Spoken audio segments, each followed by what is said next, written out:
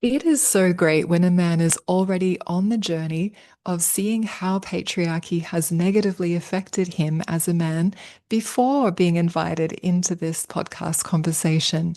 And especially in terms of what it takes to unravel from patriarchal conditioning as it shows up in relationship. And I find today's guest to be one of the most open and genuinely curious men that I've come across to really be able to enter into this conversation. Because, look, it is easy for men to become defensive or feel attacked or blamed in the midst of this ongoing inquiry.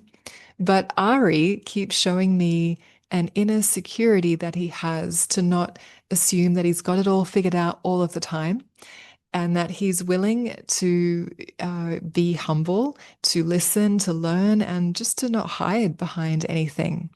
And there's a perspective that he brings forward in this episode that really stands out to me.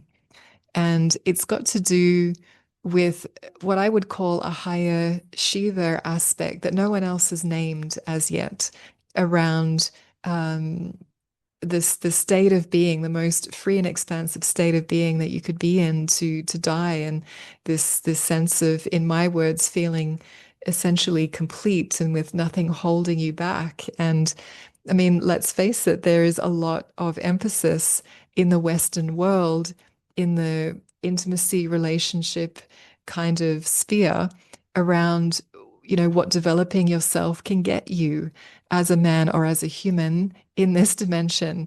It's all about what you can attain in this world. And there was something that Ari brought forward that was more to do with the soul level of it all and a sense of completeness in the journey, which indicates the ongoing journey. And I just really loved that he brought that forward. And he's a man with what I would say he has a natural affinity with the feminine from his ancestral spiritual lineage and soul path. So I really hope that you enjoy this episode today with Ari Abraham.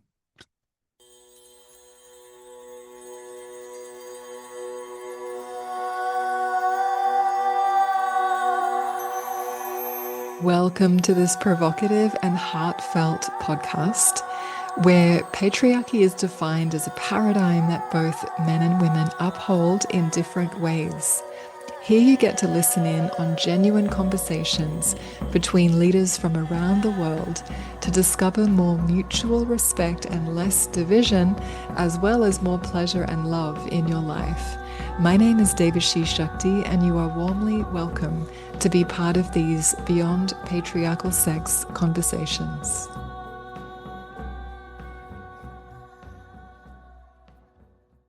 Okay, everyone, I'm really pleased to be here today with Ari Abraham, who I'm going to read a little bit here. Ari of Death and Eros helps those who need to work at the crossroads in the midst of potent life transition. And I saw your Instagram handle and I really liked it, Death and Eros, and I've been curious as to the background of that and how you came to it. Ari, are you willing to share with us? Yeah, yeah. Thank you, by the way, for this opportunity for us to have this conversation, Devashi. And yeah, so the relationship with the underworld, I think, was always there since I was quite young. And I was born in London, but I grew up in Malaysia, which is where my parents are from. And there was always a fascination with the underworld, with death. In fact, my parents always tell this story about they used to consult with this feng shui woman for to sort of get guidance. And at one point they said to her like, "Man, we're genuinely a little bit concerned," because I think I was about 7, but sort of a little obsessed. They were like, we're a little nervous, and she was like, "Oh no, it's fine. The ancestors, the dead ancestors are always around him, and so this is completely normal. Just let him be. It'll be okay." And I set it down, I think, sort of in my late teens into my 20s. And then, like most people, um, my marriage ended and my father was dying at the same time. And when I hit that pocket, um, I was in therapy. I was doing martial arts, and I was like, okay, I'm taking care of my mind. Well, I'm taking care of my body, but I think I need to do something about my soul now. And and please, I apologize. I tell long stories, but I'll get to the answer to your question. Um, and I sort of found my way back in, not by choice, but sort of happened to be Tibetan Buddhism, which then brought me to the Tibetan Book of the Dead, which when it's actually translated, the title is actually Liberation Through Hearing. That's the actual translation of the title. But I then was like, oh, I think this is the study for the rest of my life. But then it was still all intellectualized. And then through more grief, a huge like catalyst relationship I was in after my marriage, I came to the guides I work with now and fell into a deep relationship with Kali, which I then learned has been associated with my mother's line for forever. I didn't know that. And really had to come to terms with the work is at the crossroads and the being a ferryman for people who are dealing with whether it's the death of a loved one or the end of a relationship or the death of a version of self, whatever that ending is, that is a threshold which they then go into a liminal space and come out the other side to guide them through that process through ritual, embodiment, ceremony, and other practices. And so here we are. And the Eros part is because what I began to learn was there was this yearning and there was this deep, that was the only word I had for it was yearning. And one of my guides said, "Oh, but this is what comes out of the ashes." And this is the thing that Rumi writes about and all the great poets write about, which is once you've done your time in the ashes, that yearning, that eros, that creative force is what propels you into the evolution. And so they go hand in hand. Yeah, they do. They do. I love seeing these words and frequencies together. I understand. And your sharing is reminding me of a younger version of myself, a memory of when I would have been 17 reading goddess mythology, going quite deep into archetypal mythological level of reality. And when I read Persephone's story, I was so shocked. I thought, how did they write my autobiography? How am I reading this in a book? Like Hmm. Hmm. so the sense of being an inner guide, not just by trade, which I did a lot of education and training around that as well, but it's just my nature, Right. and into the underworld and also the ascension or the Hmm. rising. So yeah, I really appreciate where you're coming from. And the work that you do, is it primarily with men? No, so I actually, when I set out to do it, it's primarily co-ed. I actually work with men and women. I work with all genders. And but what happened at a certain point as well was I kept hearing this piece about you also have to like have something for the men, do something with the men. And so I do hold a monthly men's embodiment circle in person as well. Um, and it's not necessarily centered around transitions or endings, but I do think that men come to that place perhaps to work with grief in some way, even if it's not phrased as such. But I do think that they know, you know, to come when I come to this circle, I'm working with certain things that I know that Ari might be able to help guide me through. But my work is, my virtual circles are all genders, and I actually am about to kick off another 3-month container, which would be for anyone and everyone. Okay, yeah, really Yeah. interesting. it seems like when people get to feel and sense you and where you're coming from, they would just know instinctively that you're someone that is comfortable in those realms, in the Mm, in-between mm. places, in the death and the rebirth frequencies. And to be fair, I resisted it for so long. I resisted it for such a long time. And one was in Bali. I went and sat with a medium. This is not someone anyone knows. She's an old lady in a village. I found out about her from another old lady here that I know who's Balinese. And she was like, I think you need to see this woman.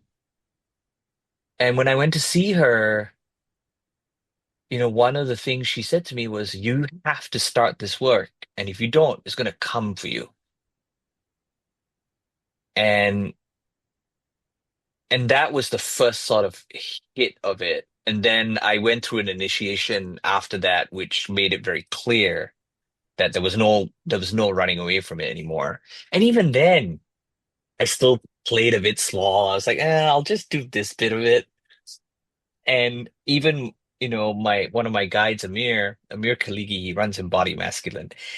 At one point, he's like, look, you're a ferryman, and you're gonna have to like own that. And even that, it took me a while to sort of go, okay, this is the post that needs to be held. Mm, yeah, beautiful. Yes.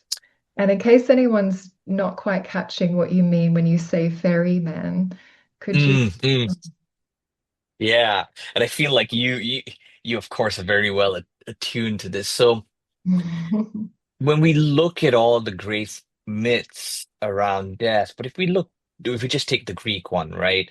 Hermes brings the souls to the river Acheron, where Chiron is waiting to ferry them down into the underworld.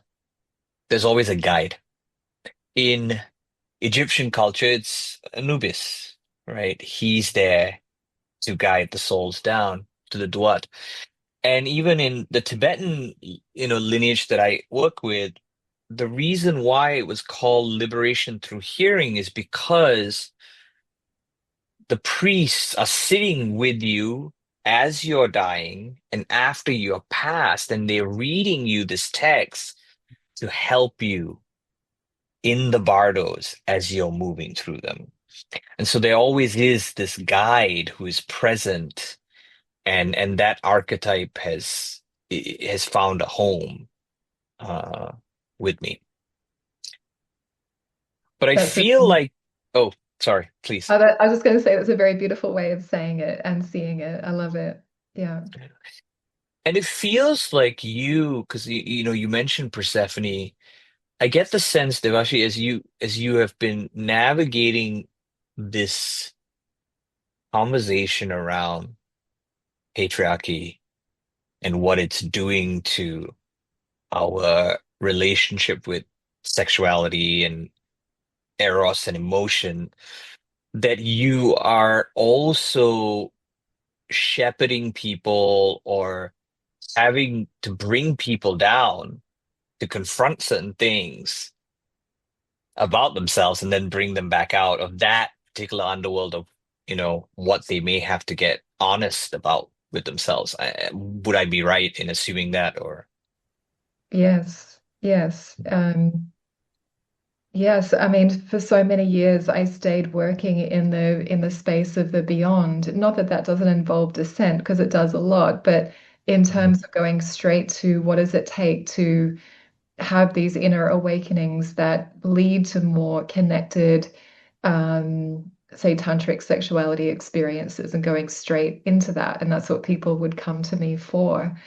Whereas this Mm, particular project is opening up an entirely new audience, it seems, because I'm wanting to name certain things that can help people see why going to the beyond is not just some luxury, and it's actually a necessity. It's a natural evolution to go mm, from the places that people are really struggling in, actually, but without it being called for what it is, people tend to implode and explode onto each other, and they are over personalizing it. And so this whole project feels like a platform and a space and a community to consciously take a descent individually and together Yeah. and face these underworld places, knowing that the frequency of rebirth, the coherence in order to hold and support people through it is also here as well. Mhm. And sometimes uh, yeah, I'm noticing myself actually, this is a very alive thing to say right now today, that Mhm. I have my own edges in being super direct in some of the things I have to say. Like one of the things I shared recently is about, patriarchal sex is a form of normalized violence against women. And that's Mhm. just not a typical thing people are saying, but this really is apparent. And so while it's not easy to hear something like that, maybe, and having to face, oh, how am I maybe involved in that? How am I not even aware that I'm involved in it for the listener, right? Mhm. And there's, I've been in the healing field my entire life since I was 17 years old. That's when I started working with people therapeutically through body work and energy healing. So the part of me that is so used to holding space for everyone, which I can't do on an online platform with people that, are going to take these themes the way they're going to take it and react. So this really does feel like this cauldron of huge opportunity and potential for rebirth, but it does require quite a bit of internal stability for the individual hearing it. And so it's probably not a podcast and platform for beginners, and that's okay. Mhm. Mhm. Yeah. No, no. And you touched upon one of the key components of it, which is like we're not even aware. And so Yeah, I will speak from the reality of I'm still unlearning things that I didn't even know had been imbued into me, yes, not through malice, not through any sort of ill will, but because of the way this society has been structured, yes, right?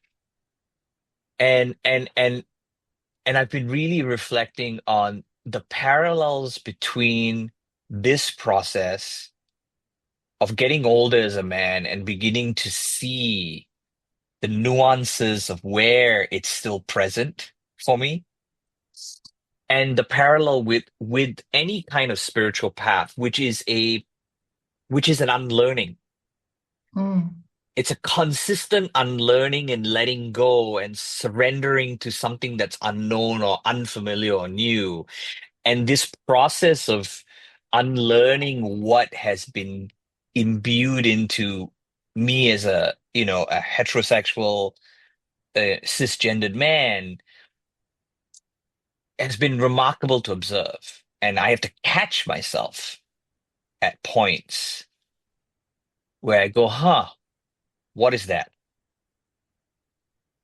And yeah, I've been lucky in that. And I'm very honest. I always say that my divorce was 70% me because I was not in any way able to hold a healthy relationship.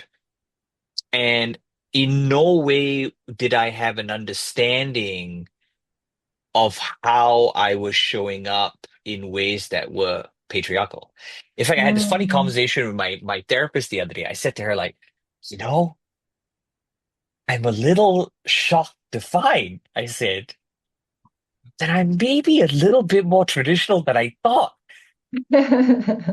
And she was like, tell me more. And so been working with a piece for the last maybe couple of years around my sort of relationship to the feminine when it comes to comfort. So not necessarily sex, right? But when I find myself in periods of um being low, I would go to the feminine, whether it was a partner or friend, or even a man who had more feminine energy to kind of seek comfort.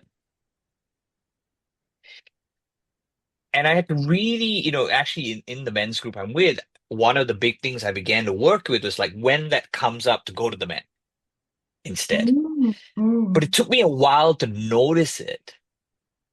And the other layer of it was then, I was very lucky to have a beautiful relationship with someone who is a practitioner like us, deep practitioner. And so when I would come out of my circles, etc., she knew and she was so attuned to how to care for me.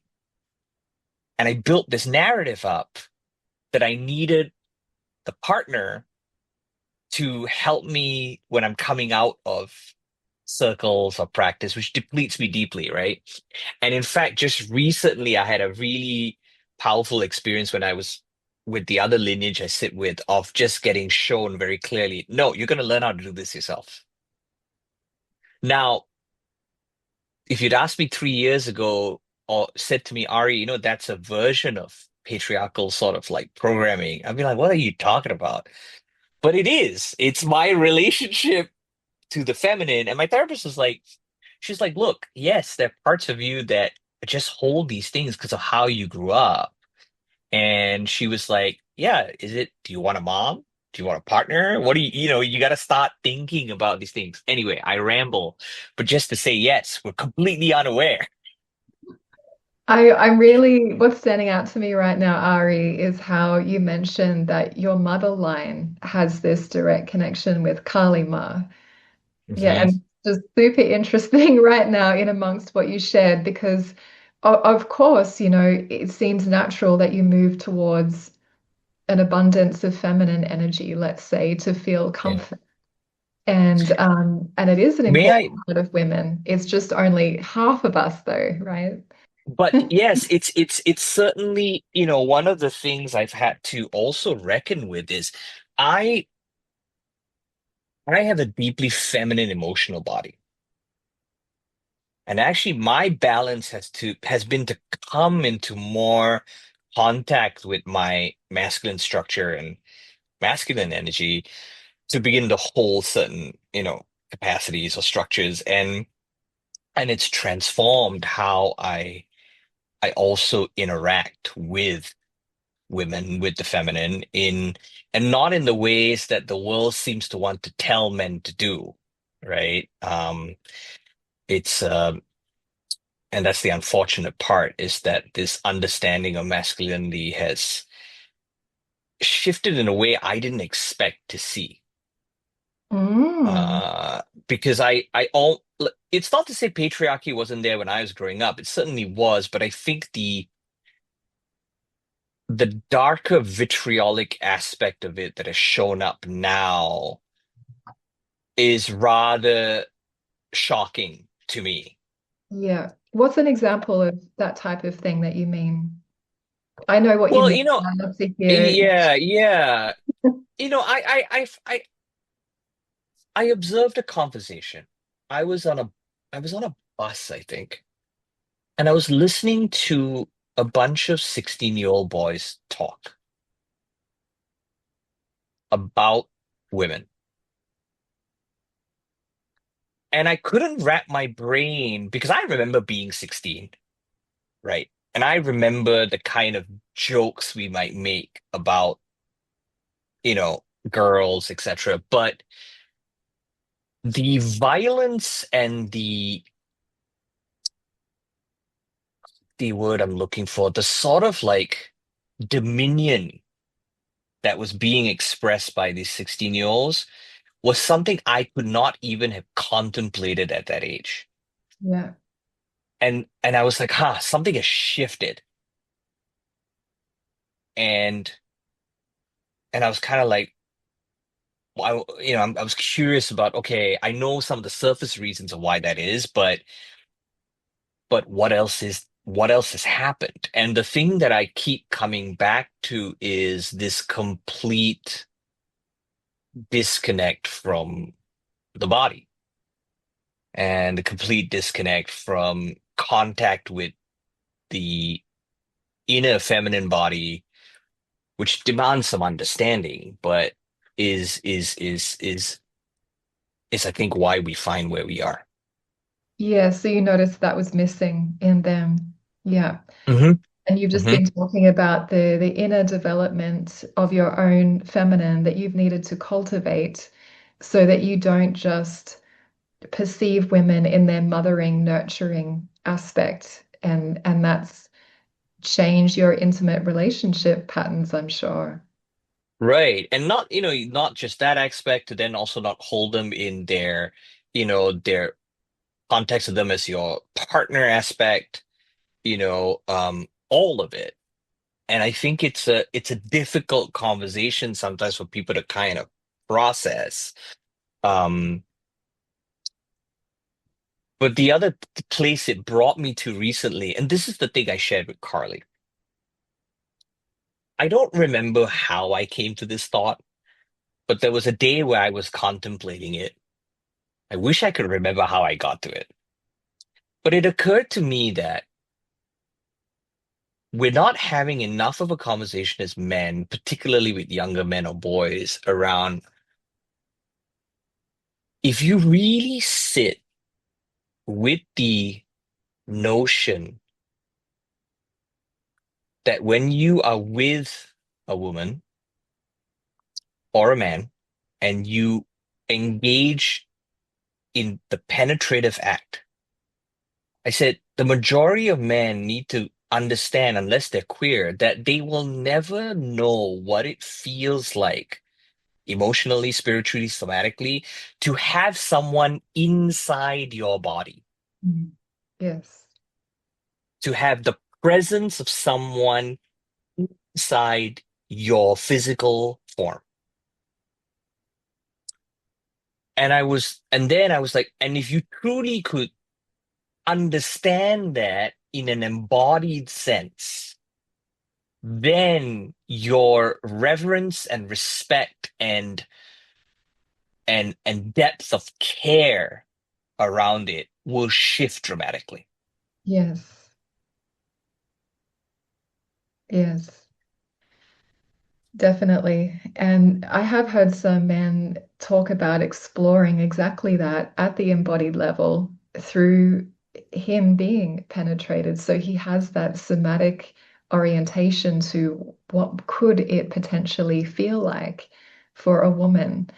And it's an interesting edge to explore for that purpose. And I'm really appreciating your openness about your own experiences here, Ari. And I just want to say for you and everyone listening that it's so welcome to me, and I'm going to say to women that are on this evolutionary path, when a man can say, I've done some of those things. I've done some, I've participated in patriarchal sex instead of being like, oh no, that other men over there do that. I haven't done that. That's not a Yeah, trustworthy energy. But if you can come on and say, I was in collusion with that to some degree because I didn't yeah, know that I was. And that yeah. your example in this shows what this inquiry takes, and how for me as a woman to hear that, like I'm much more likely to feel a resonance and a trust in you as a man because you can be accountable to that, because you can be honest about your own inquiry rather than Hmm. rejecting the inquiry altogether or to say it's not relevant to you, but maybe to other men. So, this level of honesty is very welcome in this space. Yeah, I think it's because it won't be true. There is not a single one of us. And I think it's because we all work in this realm of everyone likes to work in this realm of like, oh, but I only did that. It's like the classic thing of like, but I didn't rape anyone, right? But I'm like, I know that the emotional impact I have had, say in my like, teenage years, and then, I've had a weird experience where I had my teenage years, But I met my first partner when I was 18 and she was 16. And we were together for 19 years. And we were married for the last five of that. And then I had to learn how to date in my mid 30s. And it was chaotic. And I know that in those two periods, and even in my marriage, I was playing out some of those tropes completely unconsciously. And if I was to really be in integrity of what was the emotional impact of that for her, any of those women, it would, you have to come to terms with that to come into integrity with yourself, which is the hardest piece, right? I remember the first time I had to delve into integrity work. The integrity piece with others, I was like, okay, this one I can handle. The integrity piece with myself, oh my, it was, you know, and and it takes a lot of and it's scary because you open yourself up to being judged. Mm. You just are. And you have to trust that the people who know you will know that you are being honest and truthful. But I just don't think realistically any man can say like I haven't been a rogue in some way, form, shape in my life. That's just I don't buy it. Me too. Me too. I don't buy it, but I have had a few men try and say that to me, which means that they're flagging themselves to me instantly as how much they are not aware. Yeah.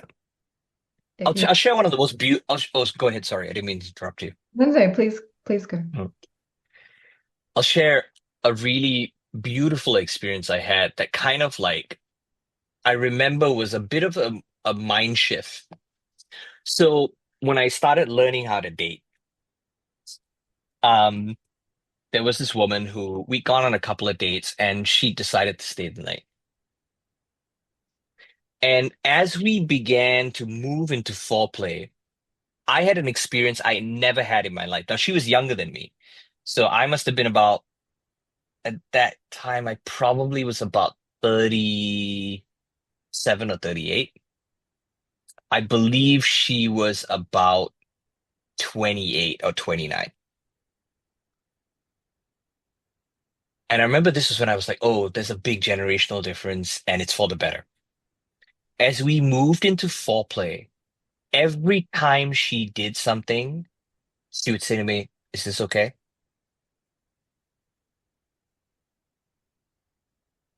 And I remember at first I was a bit like, what, wait, what? Yeah, yeah. And I remember speaking about this to a few friends, including women who are more my age, right? And they were all like, well, isn't that a bit awkward? Didn't it like kill any of the spontaneity? And I was like, no, because I said eventually it became one of the most beautiful rituals I've experienced. This message is for the ladies. If you want to fully get in touch with yourself and your body, enter the Tigress Path. Here you become an initiated woman living way beyond patriarchal sex, and also become a safe space for men to learn about patriarchy without the blame. Inside the Tigress Path, we have personal transformation and also professional accredited training options. The links to connect are below with this episode.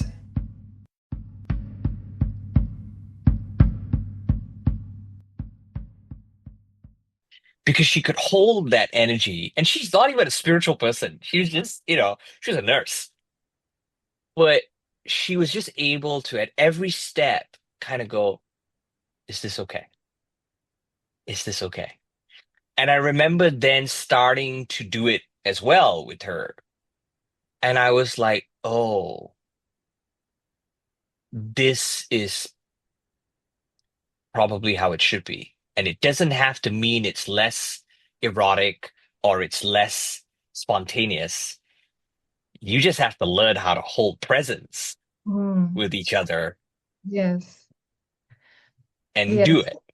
She was probably hoping or calling for you to mirror her. So when you started doing it too, yeah, that sounds beautiful, like a chance to bring in more presence and more emotional connectivity and meaning into the Yeah. experience. Yeah. How have you worked? Because it is powerful, right? A lot of the conversations you're having with men, how have you observed the evolution of men? Like, if I put it simply, do you find that we are getting more clued in and conscious enough about it in good enough numbers, or is it still a bit of a challenge for some to kind of wrap their heads around it? Hmm. Well, I don't work with men directly right now like I have in the past, and I've worked with so many different kinds of men when I was doing Hmm. that in my tantric bodywork studio that I had at the time in Melbourne. Um, Hmm. but so my reflection will be from a um, more meta level, Hmm.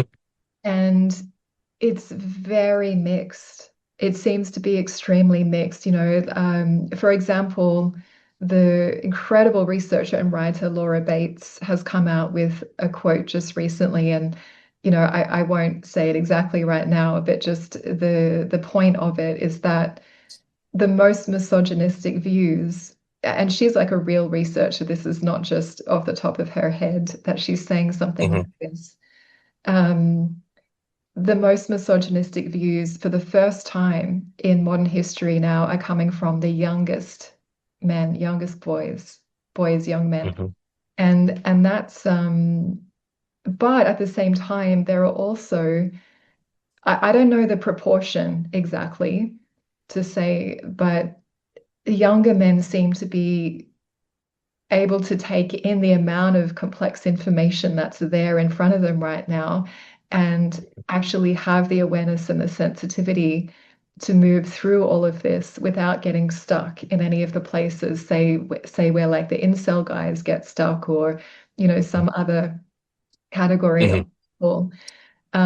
But yes, in terms of I mean, if I look at the spiritual community or say like the Bali conscious community that I don't have a whole lot to do with, to be honest, even though I live here, but I'm aware that even the men who are very educated, very experienced in pretty radical work, relating, especially I'm talking about sexuality and relating, can still be pretty confused about simple things like consent at times.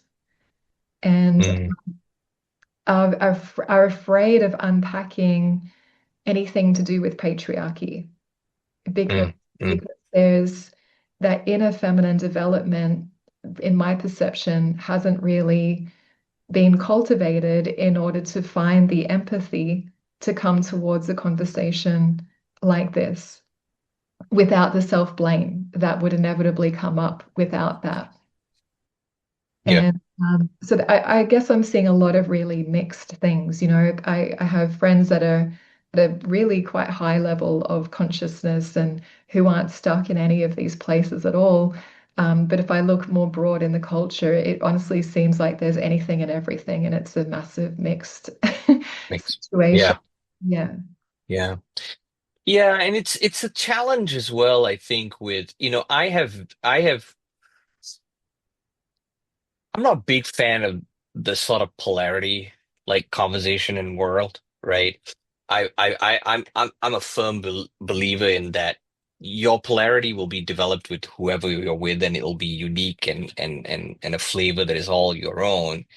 And it's also seemed rather convenient to me that most of the polarity teachers or texts that get pulled in are all from men. Um, but I do think that some of that tension between like what is desired in polarity and patriarchy is a terribly blurred line that Yes. is, unless you have complete clarity on yourself, is probably territory you shouldn't venture into because you're not ready. Yes, yes. And that this is a current wave of yeah, popularity at the moment for men that are quite new as masculinity coaches to be offering very murky, confused views with a lot of certainty in how they come across, but their ideas are very confused. And it's a very confusing time for people in general around masculine and feminine themes. So the common thing in all these different places where I see people stuck and a bit lost in where they're at, the common thing in there is that there hasn't been a deconstruction of patriarchy. And so Mm. just like you said, Ari, the views that they're trying to bring across, they're definitely not all bad. There's a lot of good things in there. Even with Tate, there's some good things in there, right? Um, Mm, mm. but because of the amount of disconnection and in his case, hatred of the feminine, um, it's like it's just an incredibly unclear message.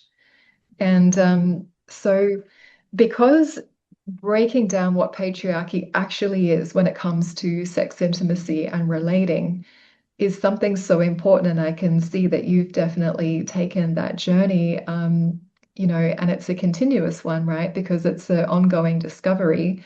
How would Yeah. you, yeah, how would you describe patriarchal sex or how you witness it going on in clients or people around you, or even some of your own experience, if you're willing to share? Yeah. I think I'll speak of it from my own experience because that, lived experience is probably the clearest way to, and also to stay in integrity with the conversation. I would say the first place I've now been able to recognize it showed up as was was sort of expectations. And so, when I was in relationship, the sort of expectation like, you know, we're gonna have a bunch of sex this week, or we're gonna like, all these like expectations, which now when I look back on it, I'm like, where does that come from? Right? Somewhere at some point, whether it's through media, through, the sort of subtle kind of bringing in from observing how people behaving, etc. Somehow that's been programmed into you. Sure. I think that was the first kind of thing I noticed of like, oh, what's that about? And that seems pretty tied to like a patriarchal sort of like standard, right? Um, And I the just wonder, second, Ari, that Sarah, please, yeah. say that the expectation that you've named, some other people might call it entitlement. Is that right? So this is so good, such a good question, right? I'm only calling it an expectation because I never encountered the entitled piece within myself. So I've never had and I know about this, right? Like people who say, "Oh, I've taken her out for a meal. I should be able to like sleep with her," right? Um, I've never had that show up for me, but I 100% have had show up when especially once I'm in relationship with you, this expectations around how often, how much, like, oh, if I'm like wanting to be spontaneous and you're not getting upset, right? And that has a layer of entitlement in it, right? But I maybe that's why I'm saying expectation because I've never experienced personally that sort of like, no, you owe me this. Yeah. Um, so that's a piece of it. And then I think the other part that I noticed at a certain point was the sort of like flavors that I want and would expect it to show up. So like, Flavors, you oh, said. yeah, so like, an example would be like, oh, I like it when it's someone who's like deep in her like witch and it's dark and it's a little like, right? But like that may not be where she is today, right? Today she Ah. might just want to be like, like I don't know, in her fairy sort of energy, right? And sort of not then getting deflated or collapsing because I didn't get the version I wanted, right? Or making and then I remember like beginning to learn where, when someone, I remember this one woman said to me like, I feel like you always want that version, and if I can't show up as her, I can't relax, right? And I didn't know I was doing it. And she was like, "Hey, my love, I need to just like talk to you about this." I was like, "All right." And then I was like, "Oh, okay. I will be more mindful of this." But all these pieces to me are just these pieces of, yeah, of patriarchal sort of information. I think for me, a big piece of it is film and TV, right? Growing up, I think my generation especially, right? What are the tropes of masculinity? Mine were a little weird in the sense of like, mine were always the kind of like the guy who was like, nobody, it was always, have you watched Reality Bites? Oh, a long time ago. I hardly remember. Right. Yeah. Okay, but the Ethan Hawke character, right? So my thing was always the flavor of the guy who was a little creative, like girls weren't really attracted to him, but like once they got to know him, like and so it's like all these weird like nonsense that gets put into you that you then kind of like play out, and it's not real, and it's made up by men. Yes. Okay. So when you would ask for that, you wouldn't just think it or feel it. You would actually put in a request that that's what you want to experience. N- No, I would just show up with that kind of energy where Ah, she was kind of like, oh shit, I know what he wants. He wants that I energy see. today, but like I'm not there, and it would be that thing, right? And part of that just comes from this place of, I think, having, you see in movies and films and TV, like it works, right? And like, as in like, he's in the mood for it and she is as well, right? Yes. And even if you're not consciously going like, wait, why isn't she, wait, why aren't you, the way you're showing up and the presence you're showing up with is indicating to her like, wait, no, no, no, no, no, I can't relax with this. Yes. Yes. I see what you mean. And, as a woman, there's so much on film that's super unrealistic, right? Like even how Right, the female character is never on her period, right, And that right. affects things quite a bit in relationship and intimacy at times. Yeah, no, of course, right? And just, I remember a partner saying to me like, "Hey, I really just need your like stillness. I need you to get into bed with me and bring me your stillness because I need to be in the swirl."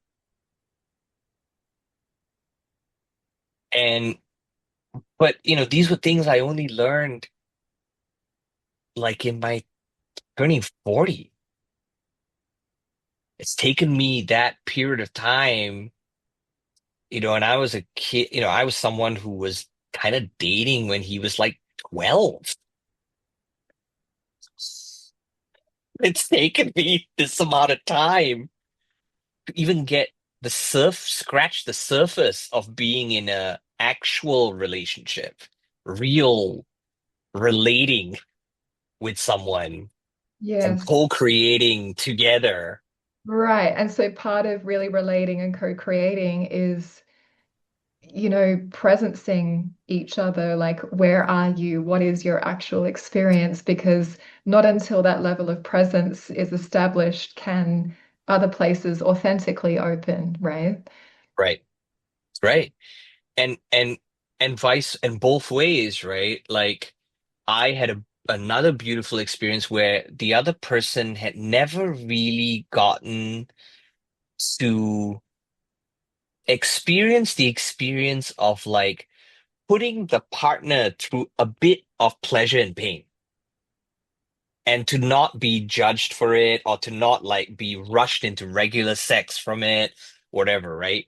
And so I was like, all right, let's do it. Let's try it, right? And she just got to like roll things on me, or and all of these things. And it was like a joyous thing for her, because she was like just comfortable that it didn't have to lead to sex. There was no pressure that it had to go there. We were just like, let's just be in the presence of this. Yes, yes. Yes.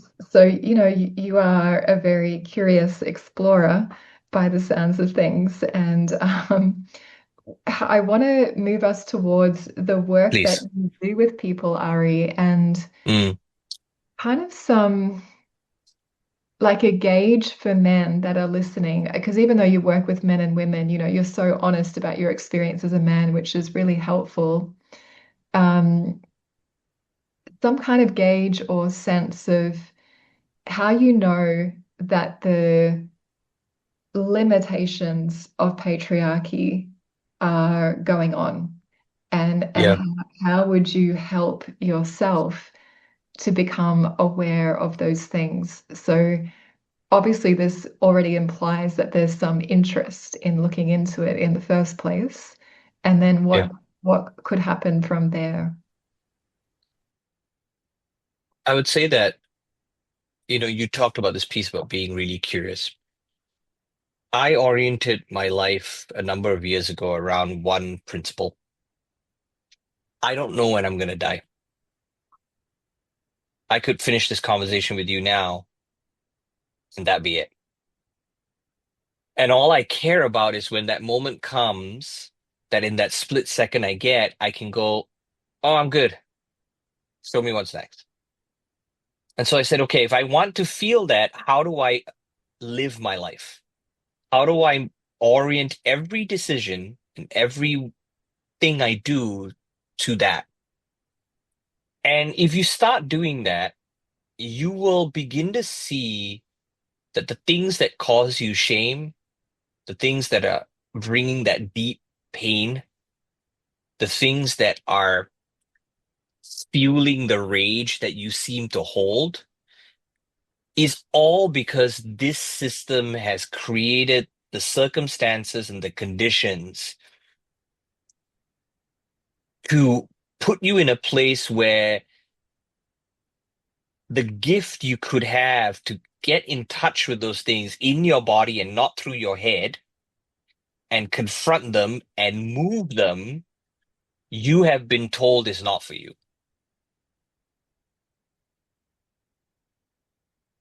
The How would that trope, be told as an sorry. example? How would that be told as an example? So a great example is, I'm certain, as all of us have been told as young boys, suck it up. You can hold Mm, this in, hold it in, right? Or even in the modern world, right? This is where I say you have to be careful with, don't collapse in front of her, yeah, right? This is the biggest, the, the thing about this word collapse, you have to have such a deep understanding of what that's actually talking about. But it's not saying don't cry in front of your partner or your wife or your girlfriend. yes. That is patriarchy. Mm, That is yes, this yes, macho nonsense that is killing you. for sure. Yeah, And it tells you that the only way through it has been to do things that actually isolate you more from yourself. yeah, Because it says, go be a lone wolf, go like commit things that amp up your violent nature, go drink it away, go like, it's a complete isolation from the body.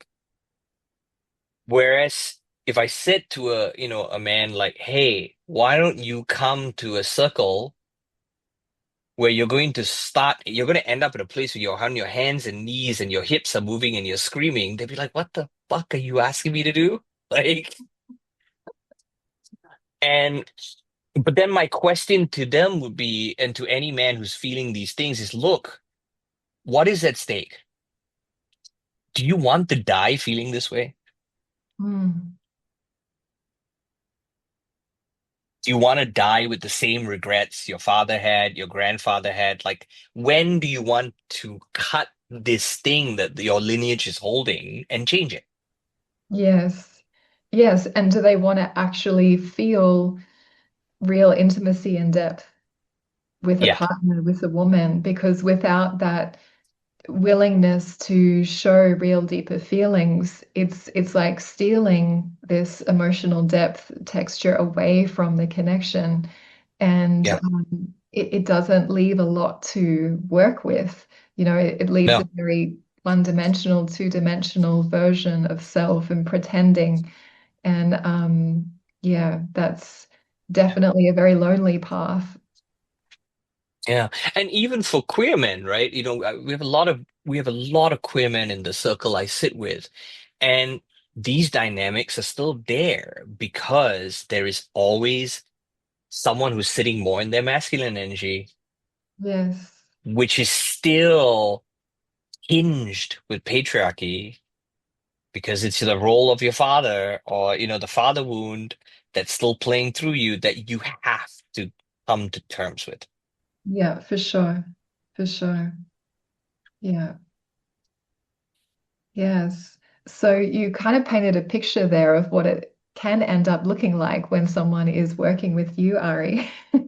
Mm, mm, It seems like if I, my just for a moment feeling into you, reading into you, you're very comfortable in the relational space. You've been happy. Your first relationship was at 12 years old, so you have a lot of ease connecting with the feminine. You've developed it in yourself, but um, you're a very relational being, is what I'm getting about you. So whenever anyone is in your circle, in your space that you're offering, they are immediately part of that field, right? And the opportunity that you give, that you facilitate for them to meet what's really happening on a deeper emotional feeling level and have that embodied journey of meeting it. So does that partly describe what you do with people? yes.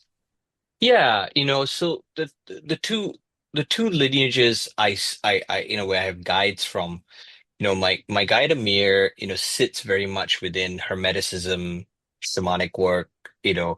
And so from there, I've learned how to leverage the five instruments, right? Attention, breath, visualization, sound, mm, and movement to help you open the body, break up some of this density, and move through this experience, right? My other guy, Kai Karel, who's from the Umbandaime Church of Celestial Heart, there we work more with medicine, right? With ayahuasca, and we're sitting more with Mm. mediumship. There, what I have learned is the principle of how do you kind of fine tune this vessel to hold more energy through the act of continuously polishing your soul, through the act of continuous self-reflection and self-inquiry and coming into a deeper understanding of yourself and loving all parts of it, right? That even the ones that are kind of right? Um, to do true shadow work, right? To do true shadow work means you're gonna meet something that actually, like my guides like to say, look, they have to have a seat at the table, but they cannot run the table, Yes. right? And so I think for people who come into my spaces, the the hope I have is that I'm giving you an opportunity because you are at a crossroads and you are overwhelmed and you don't have a compass by how to go down, that I can help you cross that threshold, go into the underworld, and come out the other side into something new.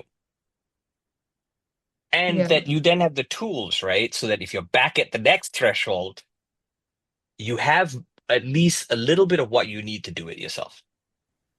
Yes, that's a beautiful description of being a ferryman, by the way. And I really appreciate it because, as I said at the start, that descending into the underworld and being a guide for people as they find their way within their own underworld, and also um, the rebirth that inevitably comes from that as well, is what I naturally work with as a guide as Hmm. well.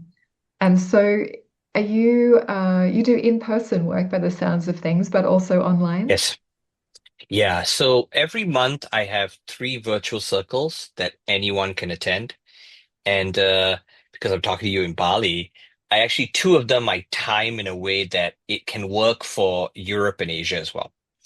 Um, and then I do the in-person men's circles monthly. And then every so often, I have these larger ceremonial ritual circles for all genders to come do threshold, crossroads work. So the next one I will be running is I always do one at Samhain, Day of the Dead. And so that will be the next. I have a big one then here in California. And but I also have a 3 month container that people can join to work to bring what they need to work at the crossroads, which is virtual. Uh, but next year I will be hosting a couple of retreats as well. Okay, So excellent. there'll be a small one to start in California, and then I am going to be taking. I'll open that up soon for signups. 15 people to the River Acheron in Greece uh, to Mhm. be in retreat. Greece is quite amazing. Yes. Yeah, I have a deep relationship with it. When I lived in London, I used to go there every year. And I think, as I mentioned at the beginning, the River Acheron is where Persephone brings the souls for Chiron to take them. And so we're going to be there to, basically every day. There'll be two practices a day. There'll be yoga, all those things. And then we will close the ceremony on Mount Olympus for the closing ceremony. Yes, on the land where these Mhm. ancient stories and archetypes actually come from. It's amazing. Yeah. And Yeah. yeah, in a time where it's kind of popular, isn't it, to do shadow work and get Yeah. into embodiment work, it's not the case that everyone is just in that frequency by your nature, right? So even if you weren't No. a guide in this role officially, it would still be you. It'd still be the impact and the journey that people have being around you. So I feel Yeah. pleased to meet another underworld guide, shall we say, today Yeah. in you, Ari. And I'm just curious if there's anything else that you would like to bring forward in this conversation around what it takes to live beyond patriarchal sex. Mm.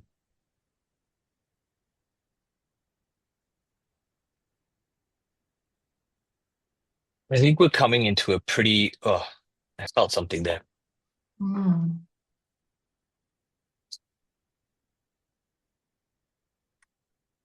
We're coming into a time where we're not talking to each other. yes, I take out politics, all that stuff, but like men and women, or masculine and feminine being, however we want to define, in every element of the spectrum, are not having and are not being given the tools and the spaces that are safe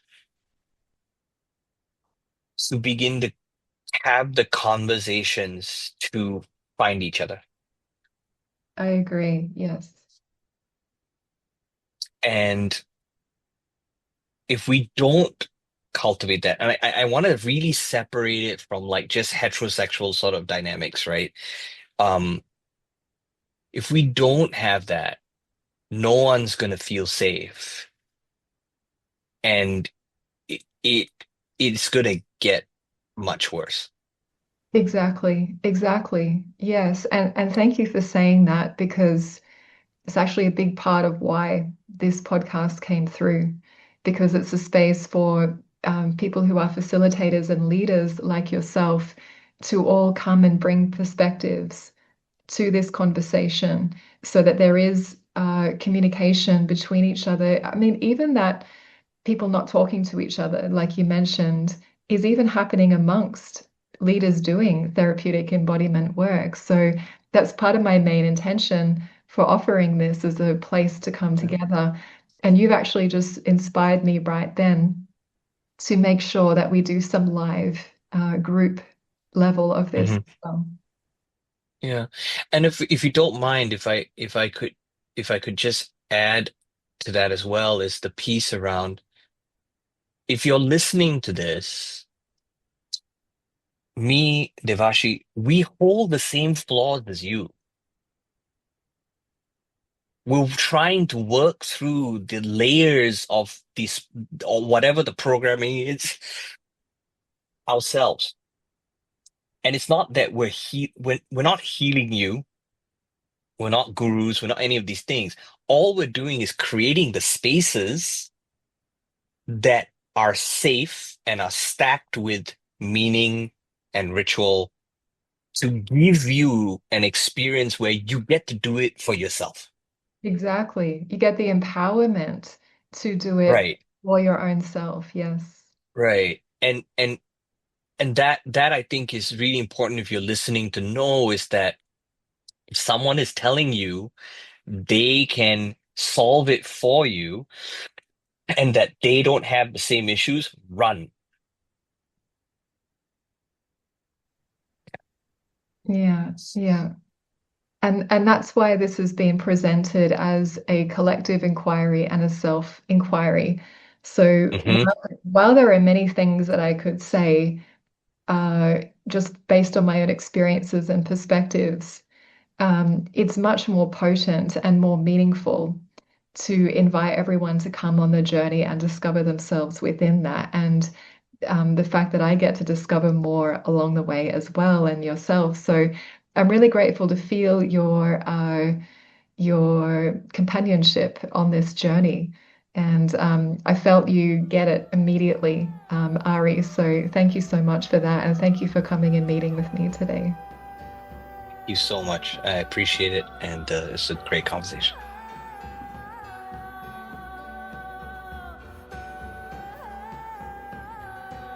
Whenever I'm out socially and a friend asks, Devashi, how can I get my partner into this exploration about living beyond patriarchal sex? My answer is exactly what I've put down in the show notes for you with this episode. And if you were willing to be the spell breaker of your bloodline and have the uninhibited pulse of Eros guiding you through life, beyond the matrix into the fullness of your divine sovereignty, then keep tuning in to these weekly episodes and share it with your friends. And may we all be free from suffering.